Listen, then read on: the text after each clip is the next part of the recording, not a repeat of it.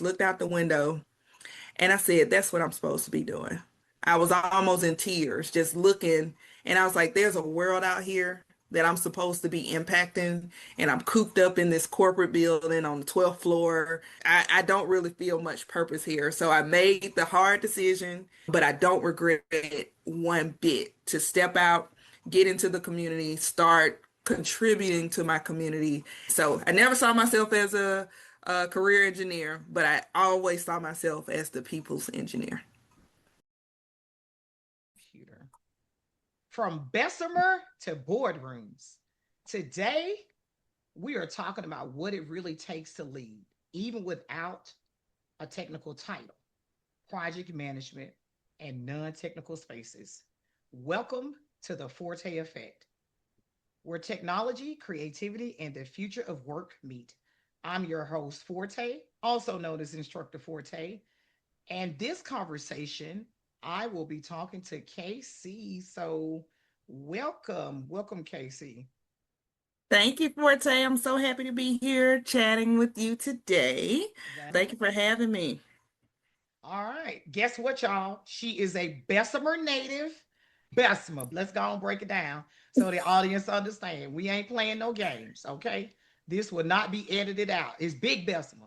Listen, Big the little one. about 20 minutes from Birmingham. Y'all heard it. She was a valedictorian of her class. Wow. Okay.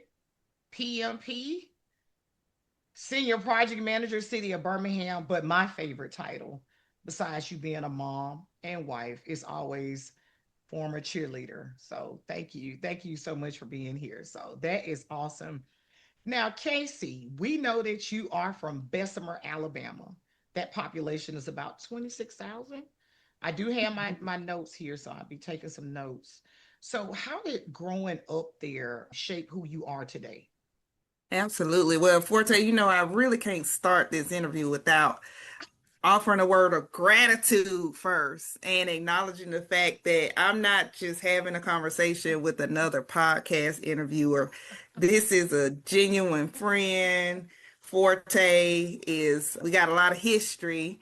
And so I just want to thank you for having me and also just thank you for being you. I know I'm gonna slip, so I have to let your audience know that I don't call you for Forte.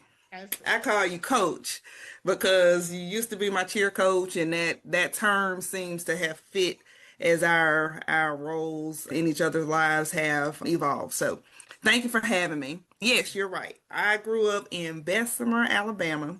Specifically, I grew up on the south side of Bessemer in the Sloss Village neighborhood. I went to Charles F. Hart Elementary, James A. Davis. I went to Jess Lanier and Bessemer City High School. So I'm Bessemer through and through. Yes. And having Bessemer at the beginning of my story has really been it set a firm foundation that I've stood on throughout my life. And so if I think about the things that I really took from growing up in Bessemer, there's three things that come to mind. I have community, understanding what privilege really means, and starting a legacy. So I'll share a little bit about community and some of the other things kind of will come to fruition. So when I think about community, I grew up around the street from my grandmother. And she was an amazing cook. She's part of the reason why I love to cook to this day. And so we affectionately called her house Annie's Kitchen. And so she would host Sunday dinner every Sunday. It was dedicated to those Sunday dinners. And on those Sunday dinners, we would have family over, but we also would have folks from the community, first from the church, stop by and get a plate and fellowship. And even some Saturdays, I would serve as her personal Uber delivery person because she would drive around the city and she'd be dropping off cakes and pies. I know it was probably 5 or 10 houses that we would stop by on those Saturdays. And as I got older and I, of course, started to understand more about my grandma and what she was doing with those generous acts, I learned that community was really what I was experiencing. Some of those greens that she was cooking on Sunday, she knew a farmer that would actually give her the greens. And so it's kind of like a trade in a sense. Like, I don't know how to cook the greens, but I know how to grow the greens. So I'm gonna give you the greens and you cook them for me. But then there were also folks who looked forward to those Sunday meals because that was the only meal they were gonna have for that whole week. And so when my grandma cooked, she was not only opening her doors to her family, she was supporting her community. And so one of the things that I really took from growing up around the street from my grandma and also seeing the same type of spirit throughout Bessemer is that you have to play your role in every community that you're in because you really don't know what type of impact you have the opportunity to make by just standing firm on your gifts, on your talents, and really feeding the community so that it can continue to grow and continue to thrive. Oh, wow. Well, you know what? You absolutely need to make a commercial for the city of Bessemer. I think it's called is it the Marvel City?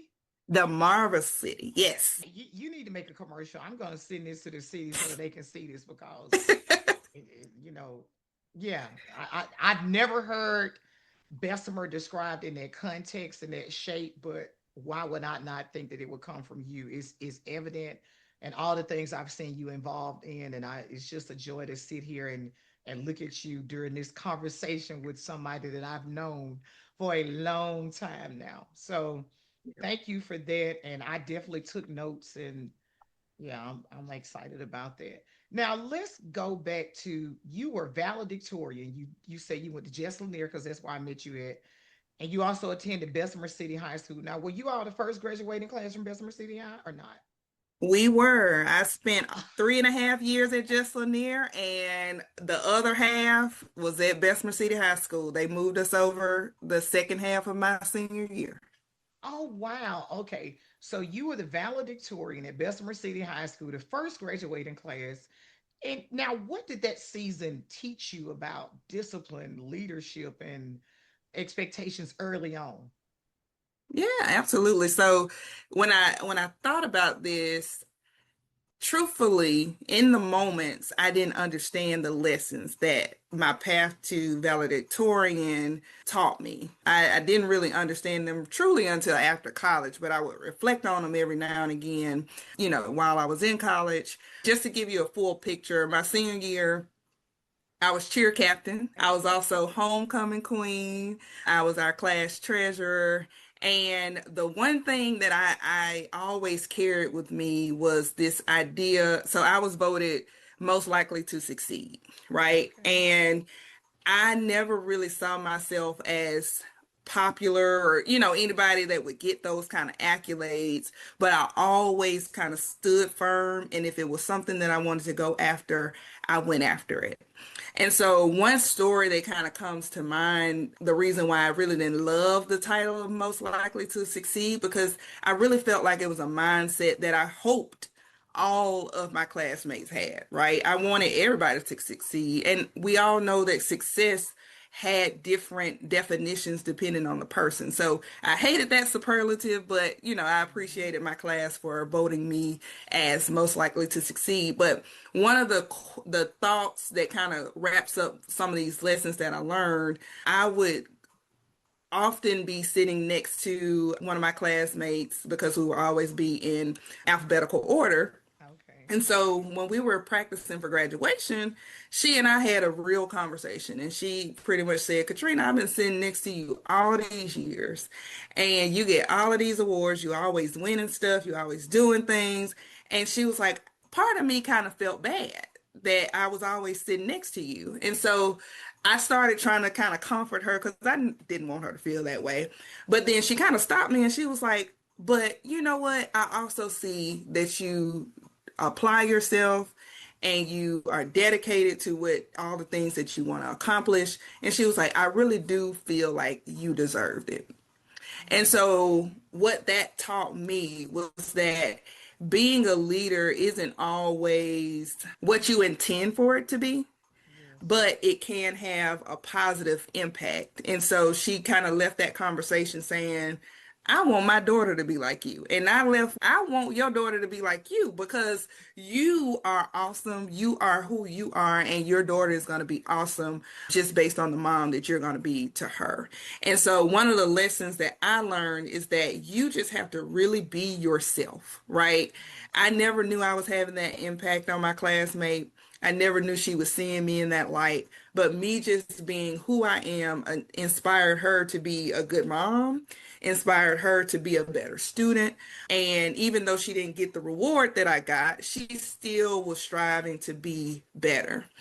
And also surrounding yourself with people that are in support of you. And so she's saying I deserved it meant a lot to me because there are people that probably looked at me and snooted their nose up like she always winning everything. And but instead of her being one of those people, she genuinely just said, I really feel like you deserve it because I see the journey, I see the things that you're doing, and I see that you are who you actually are being acknowledged as on those days. And so just being who you are and then surrounding yourself with that community, like I talked about, of folks who really support you and want you to be the best version of yourself. Like my coach, like Forte, Wow. just being there for you and helping you become the best version of yourself.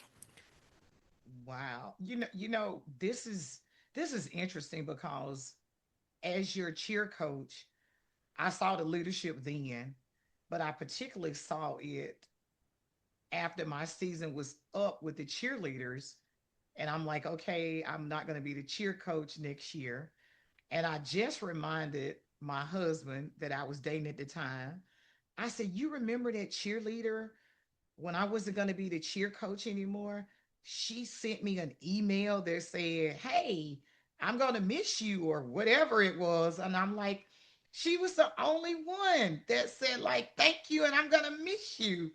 And at that point, like I saw the way you took pride in practice and knew the routine, the choreography, and exercise really hard. But that email, it was a differentiator back then, and it still resonates well today. So I knew you had that leadership before you even left high school, in addition to all the things that you've done now. So I saw it then, and I mean that email is what set it off.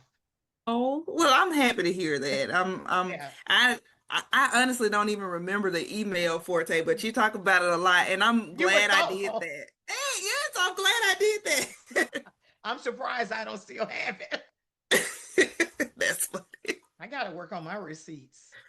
Y'all, Oh, if you're listening, hey, we're big on keeping receipts now. So Forte coach should have that receipt somewhere, but it's embedded in my brain.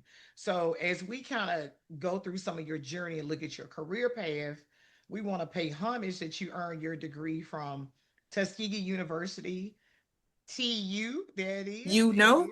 Okay. Yes, Yes. that's it. Yeah, and you are representing. I see some of that red in your aesthetics that you have on your face, your eyewear, and you're popping over there. So it looks real good. You earned your degree in chemical engineering. Now, what was your original vision for your career? Or was it chemical engineering at first, or maybe something else that you want to tell us? Yes, absolutely. So, going back to high school, I had a teacher, a physics teacher by the name of Miss Jemison. Mhm. And she was one of the cool teachers. Like she was one of those that left the door open. You could really talk to her about anything. And I remember admiring the impact that she was having on us as students.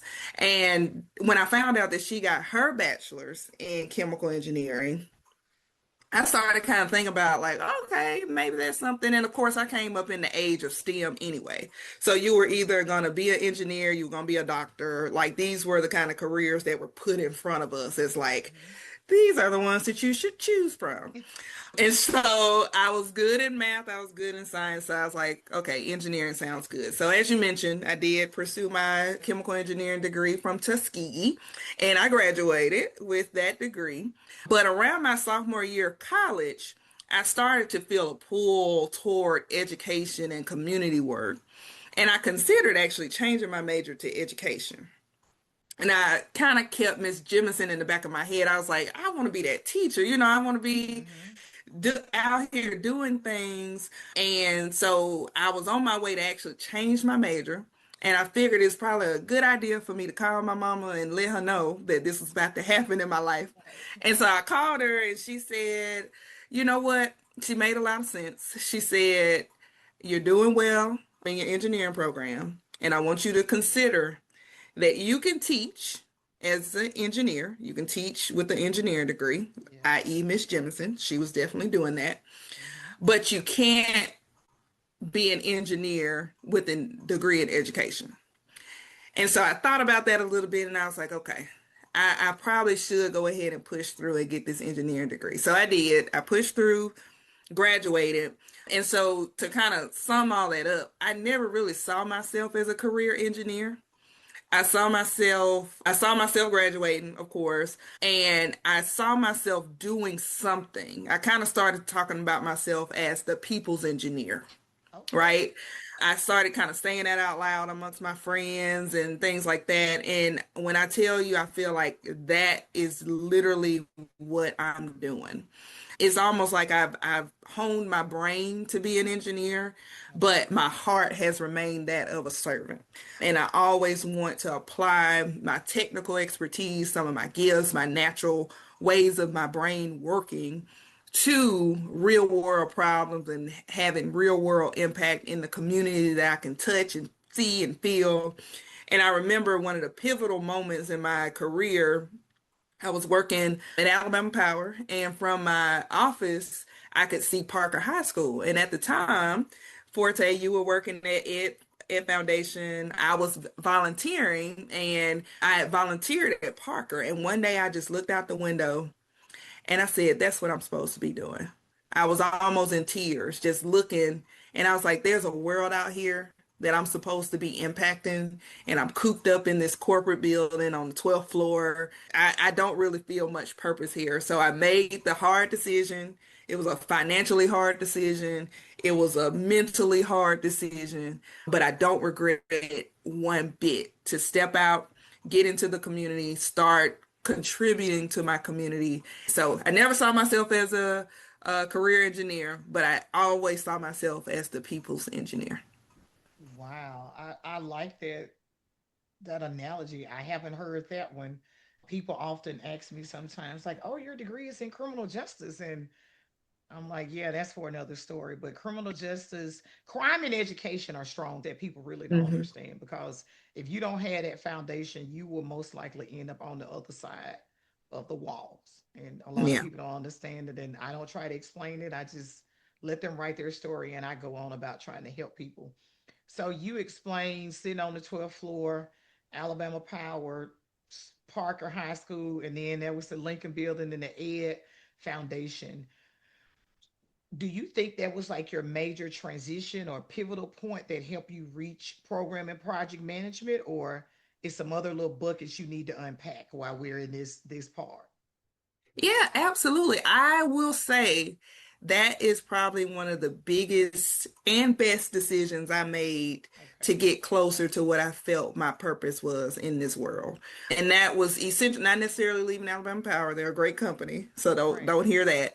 But leaving the technical side of engineering and getting more so into how can the gifts and tools and talents that I have contribute to the world. And so it didn't always feel like a good decision. It took me Mm-hmm. a while to kind of really get my footing and understand what I was actually doing. But as I reflect on my career, I can truly say each degree, each certification, each experience that I've gained, I've added it to the toolkit and I continue to focus on honing those skills that are in high demand. And project management is one of those things. But program management kind of gave me that opportunity to realize that that was a skill that I had. And so managing programs, you have like this product that you have the opportunity to develop and promote, and you kind of become like a mini business within the company that you're operating in. And then project management, you get to take those skills that you kind of hone with program management and spread that across. It's like you spreading the love across everything else and across multiple industries, multiple work groups and taking those things that make you work as a program manager and helping everybody else reach their goals. So absolutely one of the best decisions I would say is step coming out and seeing a world that wasn't so technical and then still holding on to those skills that I saw benefiting me in a technical realm, but that I knew could impact other areas. So, Yeah, it makes sense because I remember when you came to the Ed Foundation, and I didn't really let people know that I knew you. I wanted them to have their own experience with you as a professional and not be biased by how much I admired you. I mean, honestly, that's how I am in the workplace.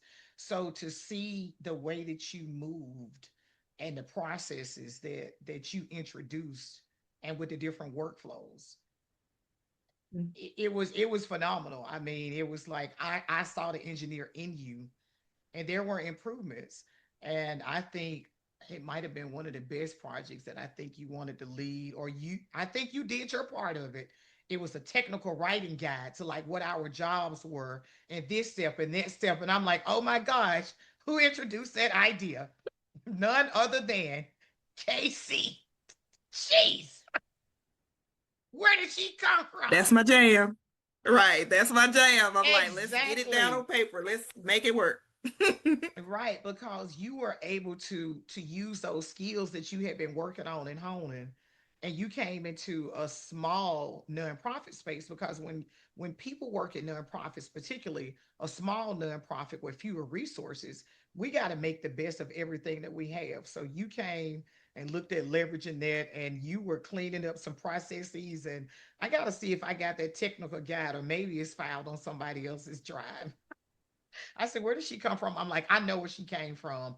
But after a while, I did go ahead and let them know our relationship. But I just wanted to see how everyone was going to respond first. And you definitely could stand on your own. So that is great. Well, Now, thank you. yeah. Now, as we go more into project management, because I don't think that there's a career field that people talk about as much. I don't think we sometimes realize that we're bringing some of those elements into our everyday life. And not only just bringing them into our everyday life, most jobs don't definitely want to compensate for it either. So you are Mhm. enlightening us on the project management piece, what it looks like in the real world. So, how would you explain that in very simple terms to someone outside the field of project Absolutely. management? Mm-hmm. So when I think of project management, I simply think of it as a service, right? Similar to if you need cell service, you're going to call one of the cell carriers. When you want to organize people in pursuit of a common goal and also organize all of their gifts and talents in pursuit of that same goal, you call a project manager, right? And so that's it. I get to support a variety of projects, which I love because you get to see a variety of things. But I'm not that expert. I'm not the person who has the core competency to do the thing. But I help the leaders build a team of the folks that have that. And the first activities for me are always to set a firm foundation. We need to know why we're doing this.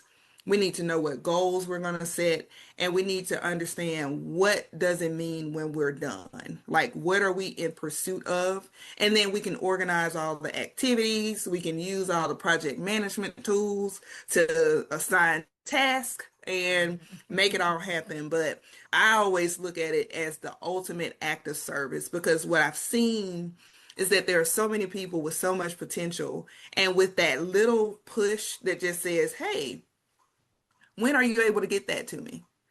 And now they're thinking like, well, how long does it actually take me to do that? And so you kind of start out, I've seen organizations start out in kind of a very, they don't really value it. They're just looking at it like, oh, this is just another thing we got to do. And then those same groups are the ones that come and kind of confide in me like, I didn't know that we needed this, Mm-hmm. but we needed this. And I'm so Right. glad that you're here. So it's truly a service and it's truly a way to help people be their own cheerleader. Going back to our reference, I Mhm. get to cheer them on and using their skills and abilities to make all of the projects and things happen so that we can accomplish our goals. So is that what a day-to-day kind of looks like for a project manager in a non-technical environment? Because in a non-tech space, that could look and feel different. Like, do the people around you realize what's happening, or how does that kind of look like in a non-technical environment or space? That's where the art comes in. Project manager is going to handle. I had started studying for my exam, but I was sitting as a recruiter. And so I'm sitting on the team, and there were opportunities for us to refine our processes, make things better. And so in a non-technical environment, they don't always know that project management is at play, but it shows up when somebody's saying, hey, asking the question, who needs to be part of this? Yes. What are our ultimate goals? What are the things that you feel you can contribute to this project? And so I remember there being specific projects that we were working on, and a lot of my non-technical team members would kind of be like, I don't know where to start. I don't know what to do. I don't know, what we need. And so I would kind of probe them into a plan. They didn't know it was a plan, but while they were talking, I had a screen up and I was typing. I Mm-hmm. was developing our plan of action. And on the back end, I sent them, okay, based on what you shared with me, you felt like you could do this component of the project. I felt like I could do my part. You said you can do the third part. And now we're going to accomplish this within the next couple of weeks because you're going to do that. Essentially, I was running a sprint before I even knew about sprints, right? Yes. And so we would schedule meetings, we would check in. And so, yeah, in non-technical environments, they don't always know, and you don't always have to call it out. As long as we're Right. accomplishing the goals, we're doing what we're supposed to do, we're working together. Right. And it's interesting that you use that word sprint because I think it was some project going on at the Ed Foundation and you rolled out some sprints. And I tell you, those, let's add the other keyword, daily sprints. And oh my gosh, I think we lost most of the team audience. I'm telling you. Forte, where did she come from? Yeah, I was studying too hard that season. I was in the sprint chapter of my project management But book. yeah, but it makes sense if you want to do things. It Hmm. does make sense, especially when you work in environments that are remote, a lot of autonomy. But I think the best part when I was explaining something to you one day about the different sectors that we work with and the way that they worked and their work patterns, and you was like, well, what days of the week do these people actually work? So that's when I know I can actually talk to them about what we need accomplished. So you've always been able to kind of go in and still listen and like, okay, all I need to know is when can I talk to them about being able to help the students in Birmingham? That's all I Yep, need to know. Is it that's Monday, it. Tuesday, or Friday? I just need to know when they're available. So that's pretty cool there. Now check this out. Why do you think people only associate project management with tech? Why is that? I think it's marketing. Okay, I okay. think alongside the rise of tech came this idea of agile. And, a Mm-hmm. lot of people started kind of gravitating to that. And I'm convinced, I wasn't in the room, but I'm convinced that at some leadership conference, somebody stood up there and they said project management can save your organization. Yeah, And in yeah. fact, that's true. Mm-hmm. However, it's not as sexy as it sounds, right? Right. Because in nonprofit, agility sounds a lot like flexibility, Mm-hmm. right? And they feel like, oh, we can just kind of not have a plan and we can still just do what we're supposed to do. But an agile framework is still planning, right? You still have to Mm-hmm. plan out those sprints. You still have to declare a definition of done. You still have to know what you're aiming to accomplish. Mm-hmm. So even though it sounds a lot like flexibility, it it's not necessarily as flexible as some people may see it. So, along with the rise of tech, and you see all this success in the tech realm, like I said, I think there was probably a session or something that they were like, get project management on your team, which I appreciate. But it is not in a savior mentality. It should be in an efficiency mentality. Like, this is one additional team member that can help you reach your goals, and they have tools and techniques and experience to help you do that. And so I think that's why it's closely associated with tech. It kind of rolled out around the same time, and tech giants were saying, we're agile. We're This is Hmm. what success looks like. You have to be agile. You have to do these things. And so folks started really associating project management with that. That's my inkling.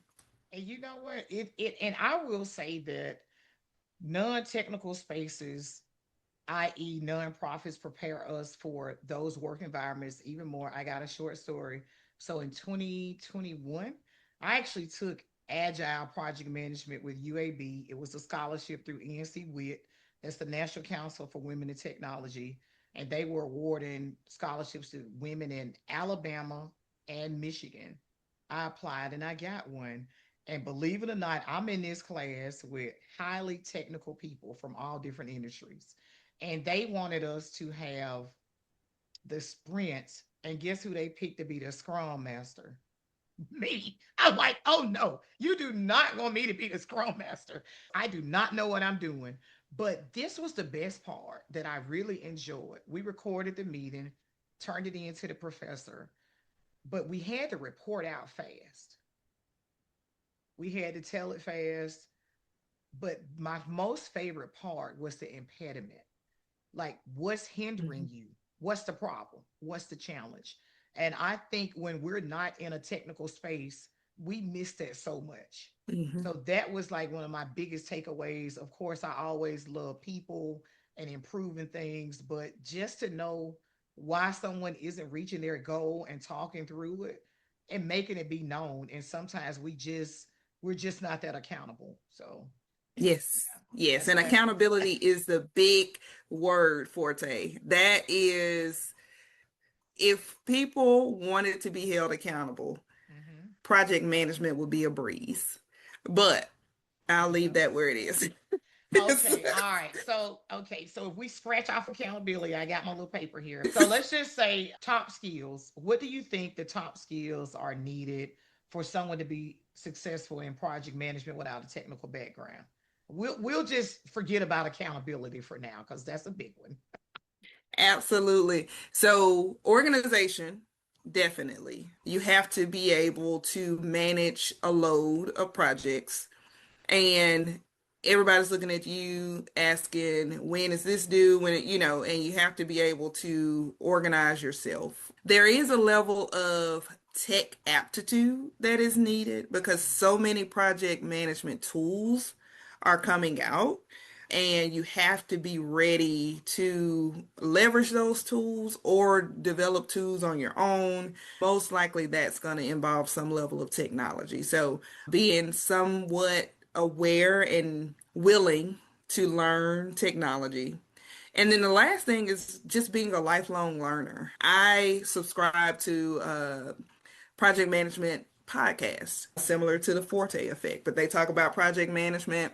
And through that project management podcast, I get to not only see kind of like the project management expertise at play, but I get to have a global lens because we're hearing from leaders that live in a variety of countries, and they are still deploying project management to help their organizations reach their goals. And so having that aptitude to learn and being involved in your project management chapter. So along with project management comes this whole network of project managers and learning tools and ways to just continue staying on top of your craft, and being involved is a big part of that. So you got to kind of step outside of yourself a little bit and be open to learning new ways of doing things, ways of working, and continuing learning. So yeah, being organized, having some tech aptitude, and always being willing and able to continue learning.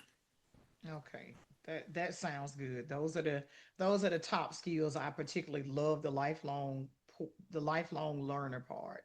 So, say for instance, I've been in my career, or I have this job and I feel like it's not going anywhere. I want to make a little bit more money. I want a better outlook for my family. I want to make some other provisions. I'm feeling stuck. You know, how can I pivot into project management? What is some Yeah. practical advice you can give? So there's two things I'll mention. Okay. One thing is I started project management without the title. Okay. There are projects around you every day. You can start building experience today. You got a birthday party to plan. You have a home project that needs to get done. You have projects that you can organize yourself and start learning from those day-to-day things that you're probably doing, but you don't really categorize them as project management. So I would start there. Once I looked up and I started realizing that project management was a thing, I was like, I've been project managing for a long time. Probably since back in high school when I was on Right. boards and you're in these organizations and y'all are planning things and doing things and you find yourself right in the middle telling everybody that they should be doing things, you're asking the right questions, you're probably already doing it, but you have to focus on it. And then the second thing that I'll mention is that you have to determine where you want to go. There are a ton of project managers who don't have the PMI certification in project management. You don't have to have it. There are people who have the job title as project manager and don't have the PMP certification. And there's also degree programs. So if there's aspiring college student or, someone who's looking to get into college, like I said, I always am adding things to my toolkit. And the PMI certification is just one thing. But like you said, when I was at the Ed Foundation, I was building project management tools then Hmm. that I was putting into my toolkit that I now am realizing as a project manager. And so, yeah, those main two things, determine where you want to go with it and start today because there's projects everywhere around you. Yeah. That definitely makes sense. I want to go back to not the skills, but the tools piece. I'm just going to insert that if you want to be a project manager, we are in an information technology age. So I recommend that you're actually able to turn on a computer. Like, let's not be a project manager and you cannot operate a computer because I've actually seen people that maybe sit in some of those spaces Yeah. and that really causes a hindrance on the entire team. So those tools are technical and you're going to be able to have to maneuver some software, and it's probably a lot of tracking in project management and it's a lot of different Hmm. tools, and we won't get into the different ones with names, but they're out there and they are trackers and you have to Yep. create, and you're talking to your team in it.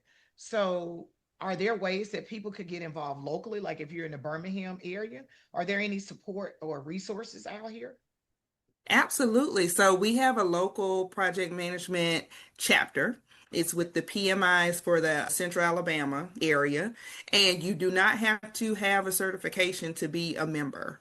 And so I would say start today. You could join a PMI chapter, and their website is public. So if you just Google PMI Central Alabama, their web page will come up and you can join today. So I'm glad you mentioned that. That is another way to go ahead and start expanding your network and even connecting with project management professionals. And you'll start to see that it's not too far out of reach. It does take dedication. Getting the project management certification, I had to study, I had to prioritize it.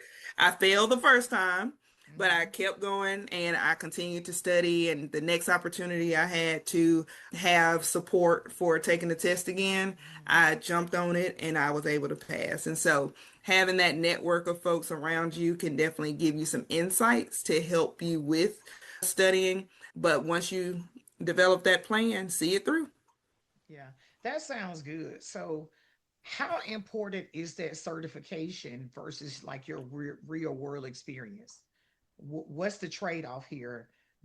The title, the certification. So I could have the title and the certification, or will I see a difference maybe in my compensation? Because compensation is very important. We got to have some compensation.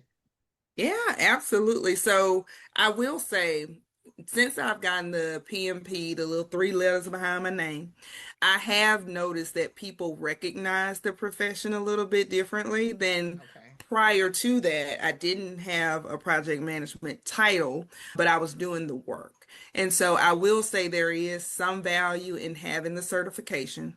It's not a fix-all. It's not going to just give you a job tomorrow. You still have to apply yourself and do the work. But the experience, you actually need the experience to certify for the exam, to apply for the exam. So you need at least 3 years of experience to even apply for the certification. And so from a recruiting standpoint, I know that the certification probably weighs a little bit heavier if you're in a pool for a project management position because they know that it comes along with that certification that you have that level of experience.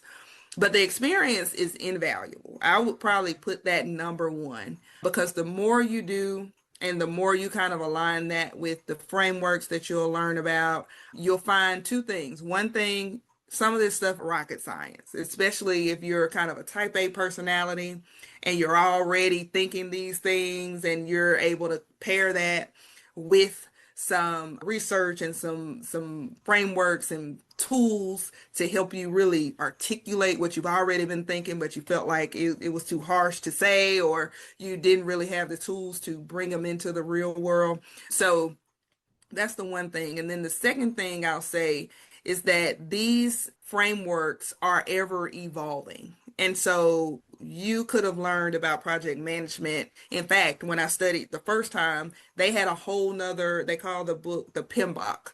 It's the Mhm. Project Management Book of Knowledge.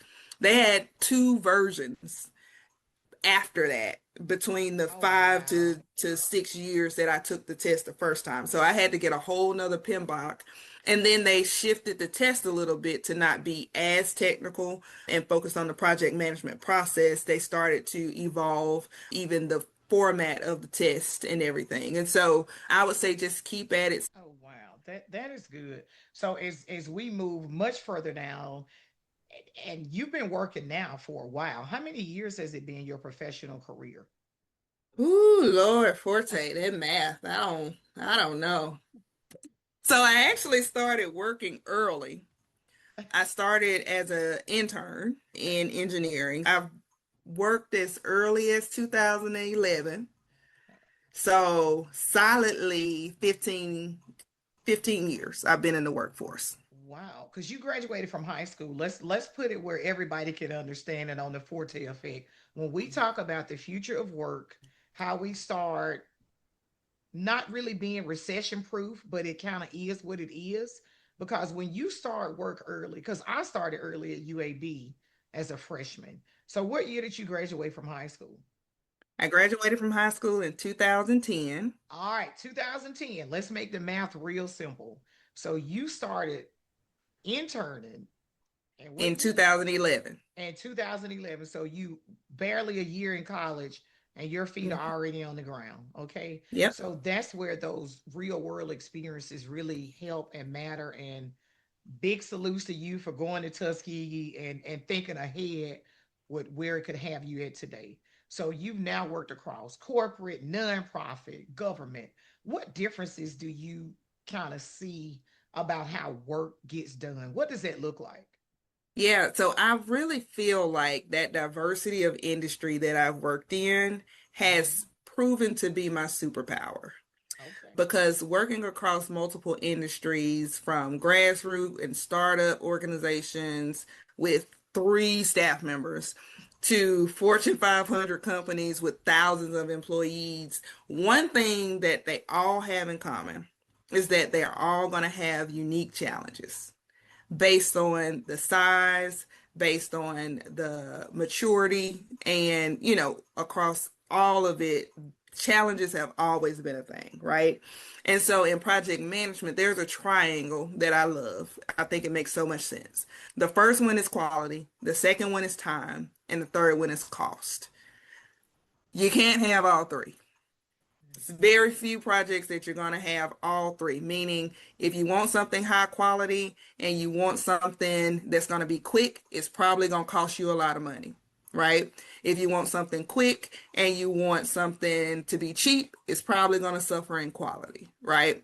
And so when I Mhm. think about your question around these different types of industries, I think about that triangle. So nonprofits operate on a limited financial resources and human capital. So their resources are low and they usually are able to move quick, right?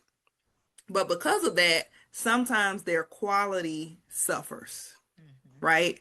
Because they're trying to do things so fast, they're trying to meet the demands of funders, they're trying to keep up, and it just never seems like they can do something and do it well, right? They just have to do it and push it out as good as they can with the Mhm. resources that they have. Right. But then on the corporate end, a lot of their structures are naturally bureaucratic, right? Mhm. And that's a time thing, right? They can't make decisions fast because they have the financial resources and they usually care about quality because that's their brand and reputation, but this bureaucratic just structure, and most of them are Mhm. hierarchical, right?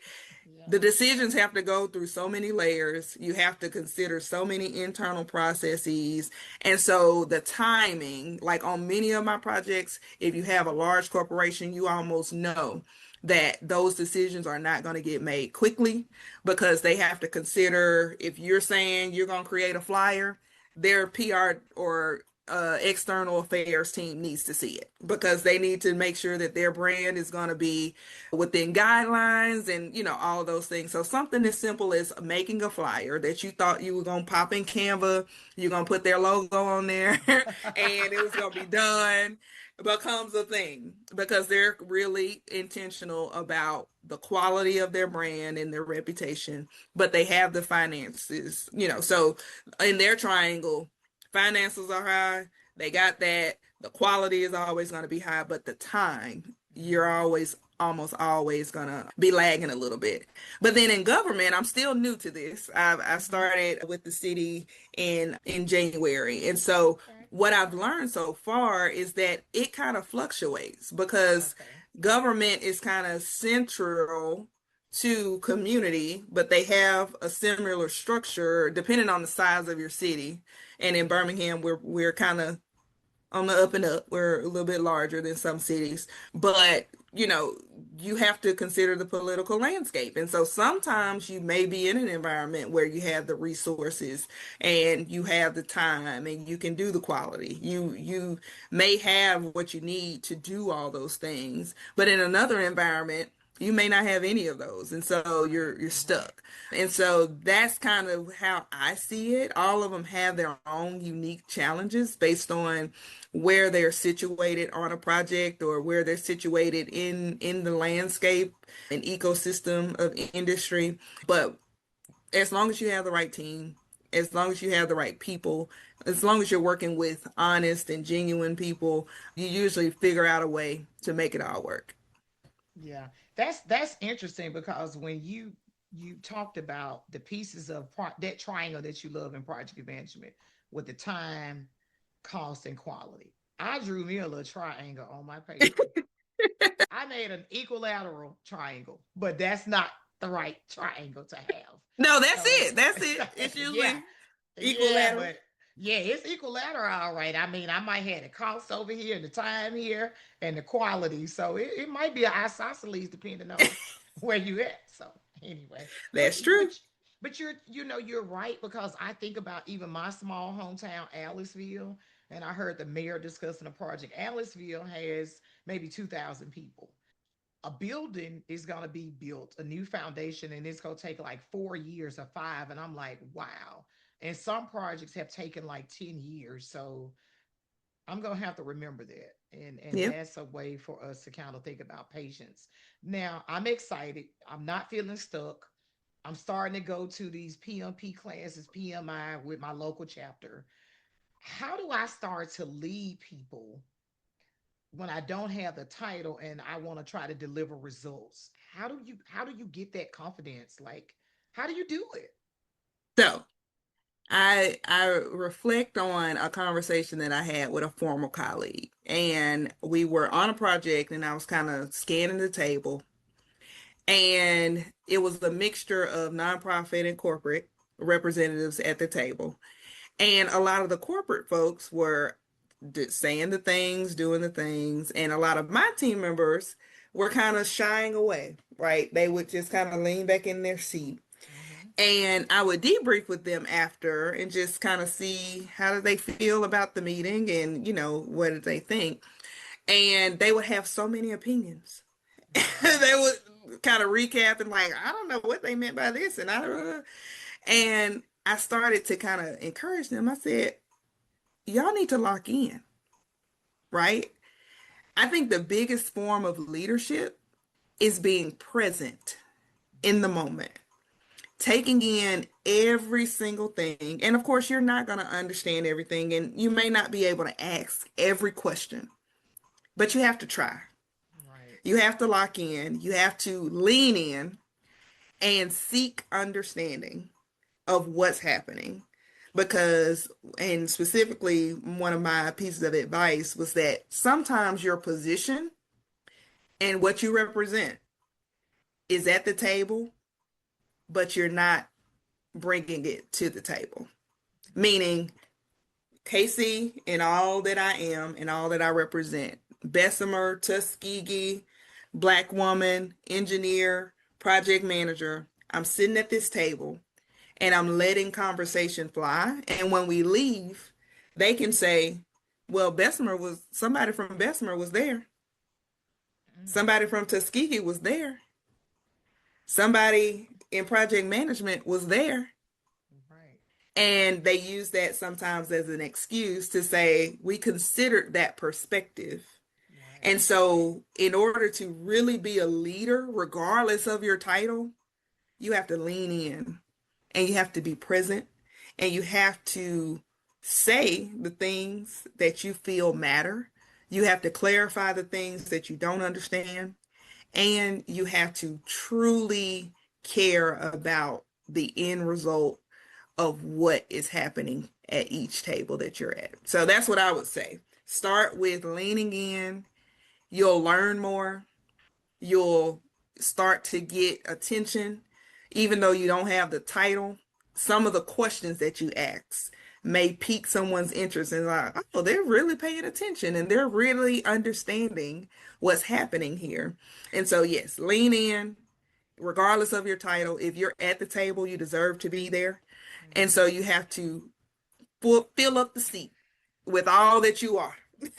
Well, you know what, and that's probably why you were voted most likely to succeed by you saying that, leaning in the end result, because just because we were invited and we sat there, if we truly don't come in and do what we need to do and think about the end result, then we were just there, and then we didn't really meet the expectations of our community, the people that's counting on us, and we're not doing what we're actually supposed to do. So do you think that's one mistake people make that kind of slows down career growth? You think that's it, or is it something else?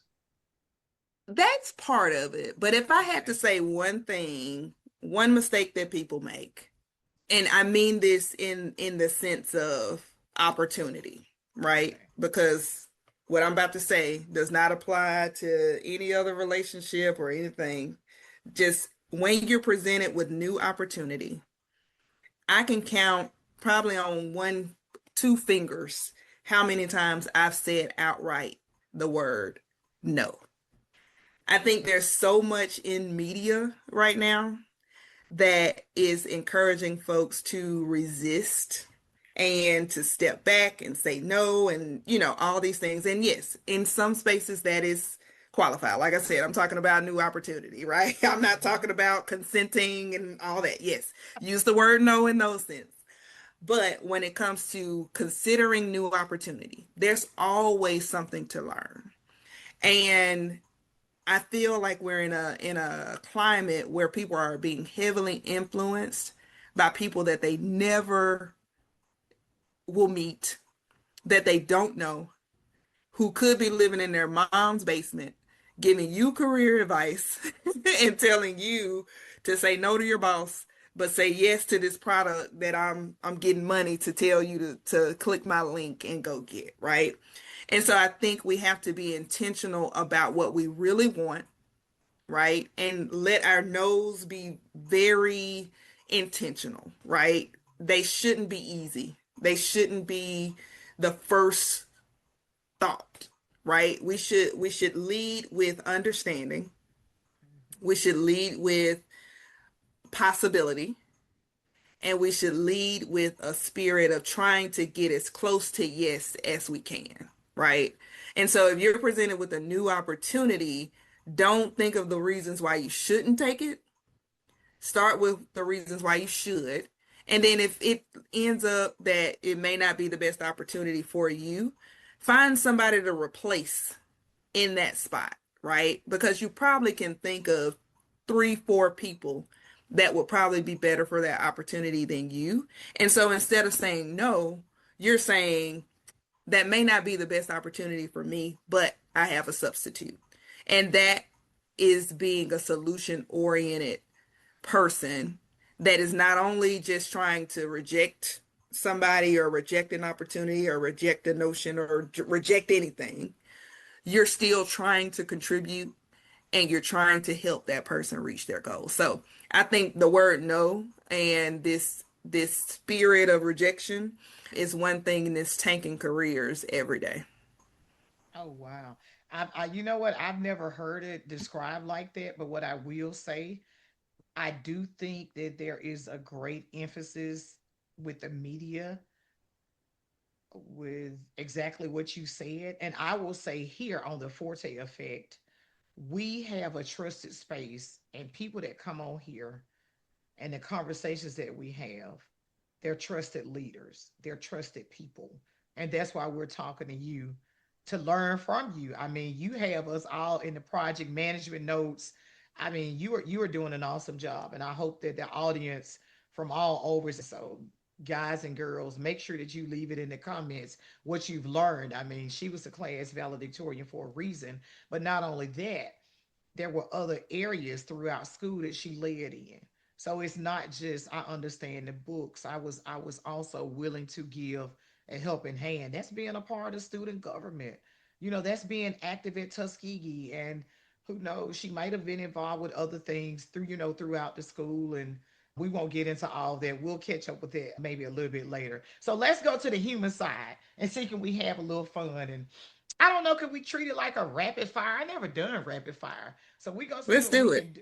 Okay, let's see what we can do. All right. So who is Casey beyond the titles and credentials? Casey is a friend. I always love building a relationship and I always love understanding other people's why. And it can be as simple as remembering that somebody said they're going to be out for their birthday. And when they get back, asking them, how was your birthday? Right? Just building those relationships. And I think being a friend transcends any other title that I've been given because in any relationship, professional, personal, any of those, I really try to be a good friend. Perfect. All right. Now, what's something people don't see about your journey or what it took to get here?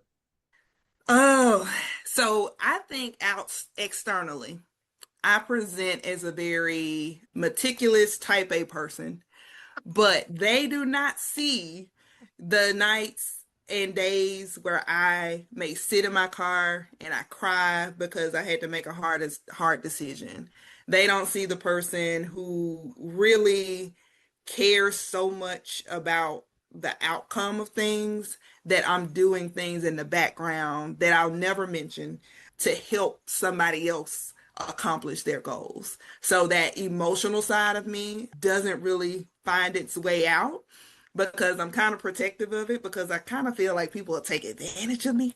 But I really do care. There have been times where I've shed tears about decisions that may have impacted other people's lives. And I didn't feel like that was the right decision. I didn't feel like I leaned in enough. I didn't feel like I stopped what I felt like could have had an adverse effect on someone. And so I don't think people get to see that. So yeah. All right, got it. Okay. What season in life are you in right now? So this season, I'm trying to step from behind the curtain. So for Okay.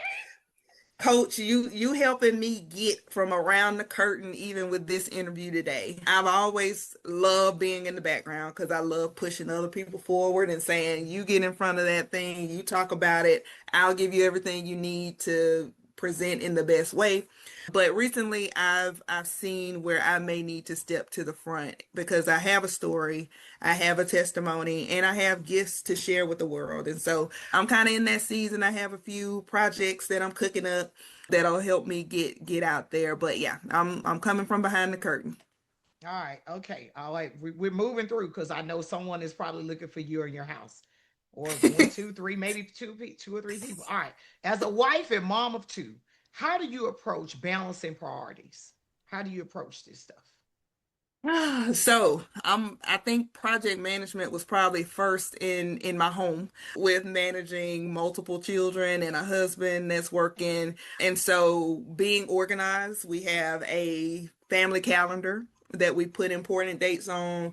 Me and my husband try to connect and have family meetings so that we are on one accord and making sure things are happening. And then just being present. Like I do value being a wife and being a mom. And so something as simple as if my husband has an interview on the news, letting him know that I watched it. And if my kids have a field trip, making every attempt that I can to be there. Those things they matter to me, so I try to make space for those. And I have conversations with anything else so that I can make those things happen. So if I need to adjust a meeting or if I need to have a conversation with a leader, I will do that because the thing that matters most to me is being present in both of those roles. Okay. So we already know what you protecting right now. This season is probably more so your time and your family. So, all right. So as we go towards the end, let me see. What do I really want to ask you? Because I know you have something great to say. If someone walks away from this conversation and they feel inspired, what's one action you want them to take? So selfishly, I want to hear about it. I want to know. So I'm active on social media. So I'm on Facebook as KC Dada. I'm on LinkedIn as KC Dada. I'm not as active on Instagram, but I do check it probably once a quarter. So let me know. I would love to hear how my story inspired you because that can help me as I continue to try to tell my story, and hearing how it impacts other people helps me visualize who could be in the audience in the next time that I have the opportunity to present. So I would love to hear about it. So do not hesitate to reach out to me. And even like Forte has said, put it in the comments. I will definitely be stalking these comments for a while because I want to know what y'all how y'all felt about things. And so I may be responding to anything that shows up in the chat. So yeah, that's my I would want one person to just reach out and just let me know how my story has impacted them. Well, that is wonderful. Now, before I ask you my closing question for our conversation, who knows, we might have part two because you said a lot and I took a lot of different notes. Is there anything else that you feel like I might have missed or an impact that you want someone that's listening to have and coming behind you? What are you feeling right now? So I really so one of when we started out the interview or the conversation, we started with Bessemer and Okay. what were some of those lessons that I took. And I mentioned three things. I went deep into community, but I also mentioned privilege and legacy. Yes. Two things. that I can sum up in one final story. I'm the daughter of a mechanic and a nurse. And I feel like in addition to having folks like Miss Jemison who poured into me, folks like Coach who pour into me, and my grandmother who was a great example, I have a firm foundation in my household. I have someone who represents the engineering side of me who never my dad never calls anybody before attempting to. In fact, he's down there fixing a faucet that me and my mom broke yesterday. But he never calls anybody before he makes an attempt to fix it. And then my mom has the heart of just gold. She never meets a stranger. She's always pouring into our community. And so I just want to tell this final story. The interesting thing about the South Side of Bessemer is that from Charles F. Hart Elementary, they deemed that all of the students lived close enough that they didn't have a bus, right? We all lived close enough that they couldn't justify having the buses and the expenses. So you were either a car rider or a walker. So any given morning, you would see all these students walking to school, and privilege, we were car riders. But the type of person that my mom was, she had a little four-door Maxima. And on our way to school, she would load as many kids in that car as possible. And when I tell you that is something that I feel is at the core of who I am, I really feel like my mom would have went out and gotten a CDL license and went and bought a bus and picked up as many kids as possible. And so that legacy that's still living through me, and I hope I pass that on to my kids, to use what you have to be a force in your community. We didn't have a lot, we weren't rich, but we were privileged when you put into perspective what other students and other kids were dealing with in our community. And she used what she had, that four-door Maxima that had all of 6 seats, but she probably piled 10 kids in there to really pour into her community. And so as I close out, I just want to share that community is so important, and legacy is something that you can intentionally build, or it's something that can just happen. And so I always empower people to focus on what they can control. And you can always control your actions. You can always control your contributions. And you can always make sure that you're doing what you can to make your community better. Oh, wow. So is that real purpose, a real future emotion mean to you right now? Is that what it is? Or That's it. I think oh, that's it. That's how I would comb it out, because when it comes to real purpose, I feel like I found my purpose in project management, being the people's engineer. oh And my then gosh. real future emotion, I hope that everything that I shared today has either planted a seed with someone. And also, selfishly, I always want there to be good people in the world doing the things that you and I do every day, because I want my kids to benefit from that good, and I want it to wash out as much evil and darkness as possible. So the more good people we have in the world, I have hope that the future that my kids are going to live in is bright, and they'll have just as much opportunity as I have had to continue growing and thriving in my gifts. I think so. And I'm excited about the future, and I'm excited about your future of work and how you've actually inspired our audience. I know that you've given me some nuggets that I can actually go back and utilize, and then how I can share it even more in the community. But two things I'll share as we get ready to close. I remember working with you when we were at the Ed Foundation. Sometimes you would use the word like recalibrate, or it's like, okay, hey, I got to recalibrate a little bit. So I always enjoyed you saying that you were in touch with your human side. Even though my husband would kind of joke about our terminology there, recalibrate and reset, but you knew what you needed to be your best person. And that was so you could actually go out and be of service to others. And the last thing is, I remember one day I saw your husband, I think we were somewhere around UAB, and He said, you know, she plans the meals for the whole month. So you're so right. That project management, it's definitely started probably prior to, high school, but definitely you use it in your house. So I enjoyed him. He was like, I know what I'm going to be eating for the whole month. So I don't know how it's going now with the two children, but I know at least with the first one, those meal plans were there. And it just made my day to hear him say that, because he said it with a smile, like this girl Oh, is he loves it. organized. Two snaps up in a circle. He loves it. All right. Well, you know what? Hey, this has been an awesome time with KC by way of Bessemer. That's big Bessemer. Like, she's put it down and represented in all the best ways that we know humanly possible. We know about the future of work, and we feel confident knowing that we have leaders like KC in the community. Hey, I'm your host, Forte, and this has been the Forte Effect. Reinvention is not starting over, it's simply moving forward. Have a great night. Bye.